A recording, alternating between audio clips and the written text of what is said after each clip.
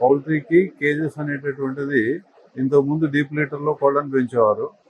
Deep లీటర్లో భూమి మీద ఉంచి కోళ్ళను పెంచినప్పుడు ఆ లీటర్లో కింద పడటము, అదే లీటర్లో తిరగటము, ఫీడ్ వేస్ట్ చేయటము, ఆ కంటామినేషన్స్ ఎక్కువ రావడం వల్ల డిసీజెస్ అనేటటువంటి ఎక్కువ వచ్చాయన్నమాట.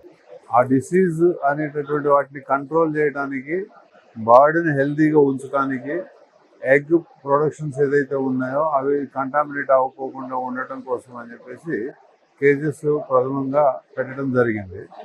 అందులో రిజల్ట్స్ బర్డ్ కూడా హ్యాపీగా ఉండటం వల్ల, మంచి ఫీడ్ ఇవ్వటం వల్ల ఏ కంటామినేషన్ లేకోకుండా గుడ్లు ఎక్కువ పెట్టడం అనేటటువంటిది జరుగుతూ ఉంది అనేటటువంటిది తెలుసుకున్న తర్వాత ఫార్మర్స్ ఈ కేజెస్లో ఎక్కువ శ్రద్ధ చూపటం, ప్రొడక్షన్స్ ఎక్కువ తీసుకోవటం అనేటటువంటిది జరిగింది. దానివల్ల కేజెస్ ప్రాముఖ్యత పెరగటం, ఆ తర్వాత ఈ ఫీడు, వాటర్ అంతకుముందు ఓపెన్ ట్రఫ్లో ఇచ్చేవాళ్ళం. దానివల్ల ఓపెన్ కాలువల్లో ఇవ్వడం వల్ల కొంచెం క్లీనింగ్ చేయడం అది ఇబ్బందిగా ఉండేది. దానికి ఈ నిప్పల్స్ అనేటటువంటి సిస్టమ్ని ఇంట్రడక్షన్ చేయడం, నిప్పల్స్ని యూజ్ చేయడం వల్ల కోడికి ఏమాత్రం వాటర్ వేస్ట్ కాకోకుండా తాగడం అనేటటువంటి జరగడంతో ఇంకా డిసీజ్ కంట్రోల్ అనేటటువంటిది బెటర్గా అయ్యింది. అంతేకాకుండా ఇందులో ఫీడ్ వేస్టేజ్ అనేటటువంటిది ఉండదు. బాడీ కూడా ఎక్కువ తిరగటము, ఎనర్జీ వేస్ట్ అనేటటువంటిది ఉండకపోవడం వల్ల ప్రొడక్షన్స్ అనేటటువంటిది బెటర్గా రావడము, హెల్తీగా ఉండడం అనేది జరుగుతూ ఉంది.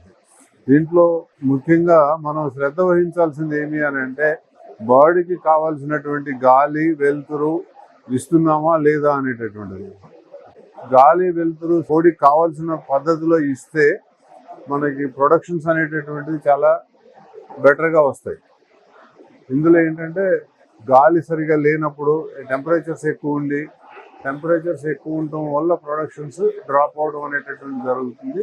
ఒక్కొక్కసారి టెంపరేచర్స్ ఎక్కువ ఉన్నప్పుడు శ్రద్ధ తీసుకోకపోతే మోర్టాలిటీ కూడా జరుగుతుంది, డిప్రెషన్ అనేటటువంటిది వస్తుంది. కాబట్టి గాలి, వెలుతురు అనేటటువంటి కంపల్సరీగా చూడాల్సినటువంటి శ్రద్ధ అవసరం. ఇందులో ఏంటంటే 2 టైర్స్, 3 టైర్స్, 4 టైర్, 5 టైర్ అనేటటువంటి డిఫరెంట్ టైప్స్ ఆఫ్ కేజెస్ అనేటటువంటి ఇవ్వడం జరుగుతూ ఉంది. చిక్స్కి వేరే ఉంటాయి, గ్రోయర్స్కి వేరే ఉంటాయి, పెద్ద లేయర్ కోళ్ళకి వేరే ఉంటాయి. అలా డిఫరెంట్ కోడికి తగ్గట్లుగా, ఆ బ్రీడ్కి తగ్గట్లుగా మనం డిజైన్ చేసుకోవడం అనేటటువంటిది ఇంపార్టెంట్. ఎన్ని కోళ్ళు వేయాలి ఏమి అనేటటువంటిది లేటెస్ట్ గైడ్ లైన్స్ కూడా ఇచ్చారు. ఆ ప్రకారంగా కేజీని డిజైన్ చేసుకుని గవర్నమెంట్ రూల్స్ ఏదైతే ఉన్నాయో ఆ ప్రకారంగా కేజెస్ చేసుకోవడం అనేటటువంటిది బెటర్. ఇందులో ఏంటంటే లీటర్ బయటికి వెళ్ళిపోవడానికి లేటెస్ట్ సిస్టమ్స్ ఉన్నాయి. ఆ సిస్టమ్స్ని అప్లై చేసినప్పుడు ఏంటంటే కాస్త వెలుతురు రాకపోవటము, గాలి రాకపోవటం అనేటటువంటిది ఉంటుందన్నమాట.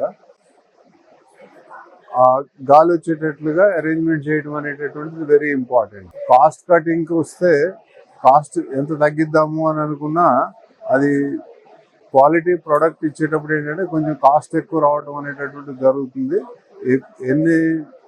ఒకసారి కేజెస్ ఫిట్ చేసిన తర్వాత ఇది for about 20 years, 25 years life వస్తుంది కనుక క్వాలిటీ ప్రోడక్ట్ని ఎంచుకోవడం అనేటటువంటిది ఫార్మర్కి చాలా అవసరం. వీలైనంత వరకు ఉన్నటువంటి టెక్నాలజీతో, ఇండియన్ స్టాండర్డ్స్లో, ఇండియాలో ఉన్నటువంటి రా మెటీరియల్ని బేస్ చేసుకుని బెస్ట్ ప్రోడక్ట్ని తయారు చేసి ఫార్మర్స్కి అందిస్తూ ఉన్నాము. ఎక్కడ కూడా కంప్లైంట్స్ అనేటటువంటివి లేవు. ఇంకా ఏదైనా మెరుగులు ఉంటే ఫార్మర్స్ చెప్పినటువంటి బర్డ్స్కి కావాల్సినటువంటి మార్పులు, చేర్పులు కూడా ఎప్పటికప్పుడు చేస్తూ ఉన్నాం.